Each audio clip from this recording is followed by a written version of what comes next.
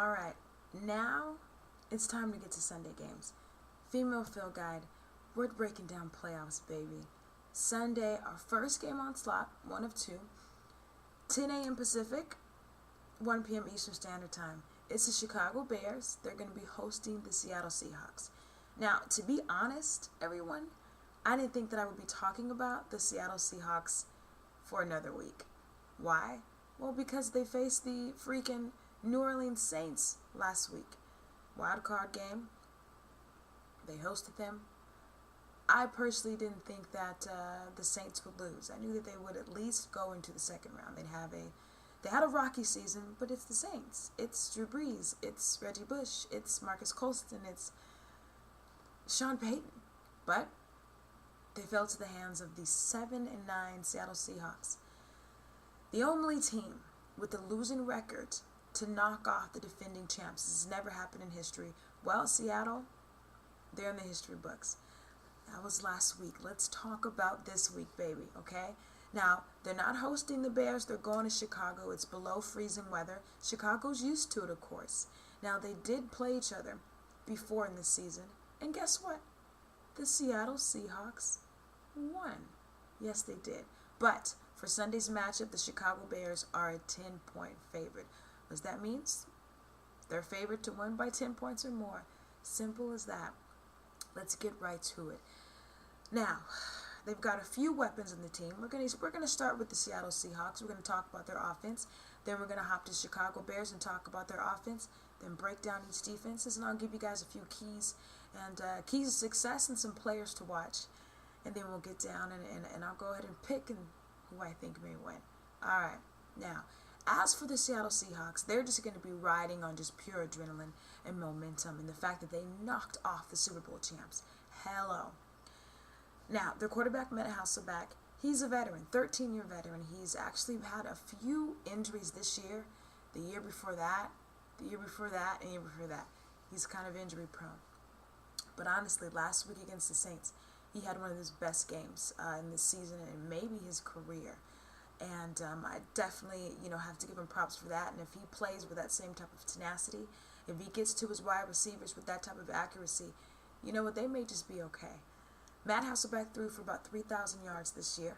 And despite he had a couple of ankle injuries and he has some back problems, you know what, he's still putting up the numbers. And a huge reason why he's putting up the numbers is because of his wide receiver, one of the comeback kids. If Michael Vick hadn't played so amazing this season, Mike Williams would definitely be the comeback player of the year. I'll take you guys on a little trip down memory road. Now, he is a USC alum. That's weird. Who's the new Seattle Seahawks new head coach? That's right, baby. Pete Carroll. He went ahead and he left USC. He was pursuing that upper epsilon of coaching, and he was offered the Seattle Seahawks gig, and he's the head coach. Now, Mike Williams was such a phenomenal wide receiver in college.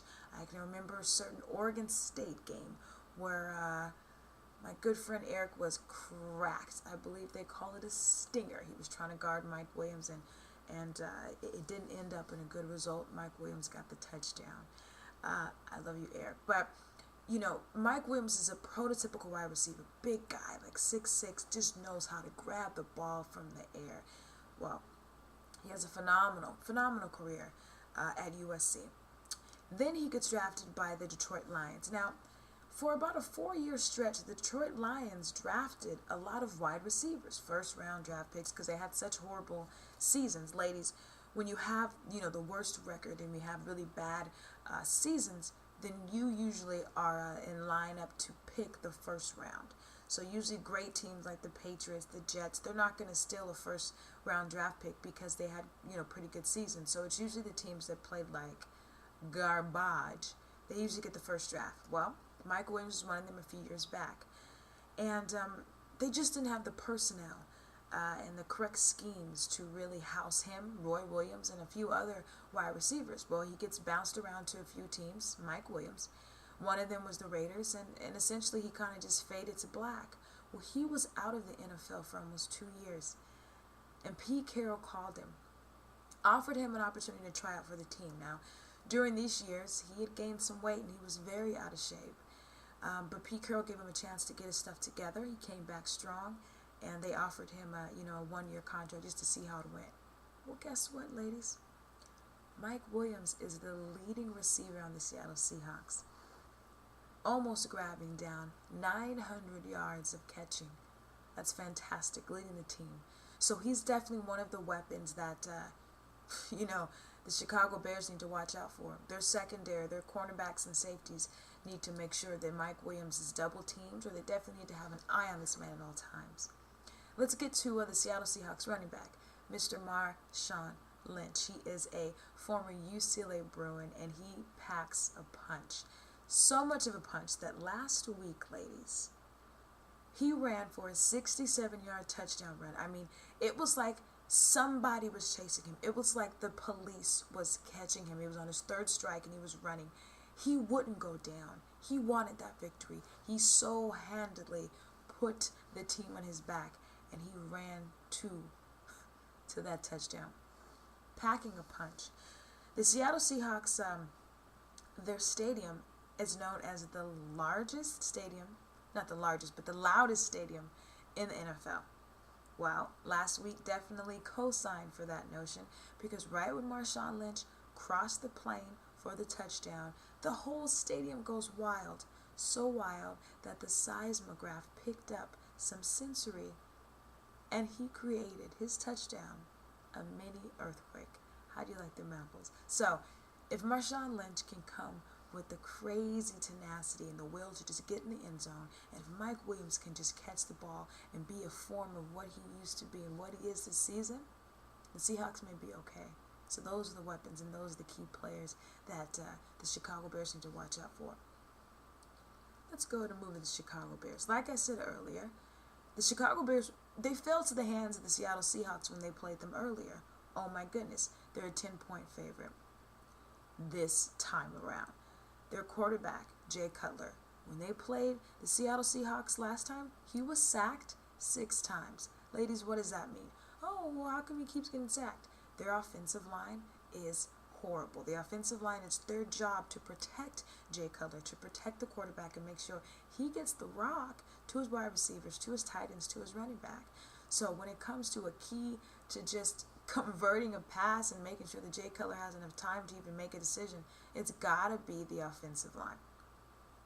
I want to talk about a young man named Devin Hester. Devin Hester's fantastic.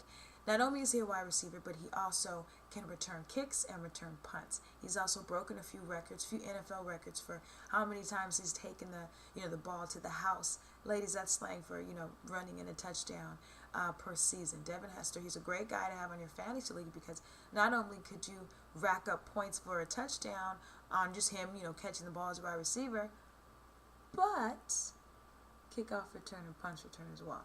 So Devin Hester, definitely a man to look out for, ladies. He's going to be, the ball is going to be given to him, or at least it's going to be looking to his side. Running back, they've got a man named Matt Forte, running back, another pocket Hercules. This man, he drills the ball right down the middle. There's some running backs that what they do is they run in the side and then they bounce off the corner, then they just get into their turbo speed where they don't even look real. It looks like Madden. No, this man can go straight at the middle and get some yards. He's strong, he's tiny, but he packs a punch. Okay. There's also one more running back, Earl Bennett. He's not running back, wide receiver Earl Bennett for the Chicago Bears. He's had an ankle injury, so he's really not going to be the number one go-to guy, but he's going to try to contribute to the Chicago's offense as much as he can. So those are the weapons that Jay Cutler is going to be looking to give the ball to get some points on the board, so that they can own up to that 10-point favorite matchup. So they're supposed to win according to those that are betting and those that are analyzing the games. Let's go to defense now. Like I said, defensive end. Linebacker, Brian Urlacher. He's fantastic. He's stolen my heart. His baby's mom is black. I love it.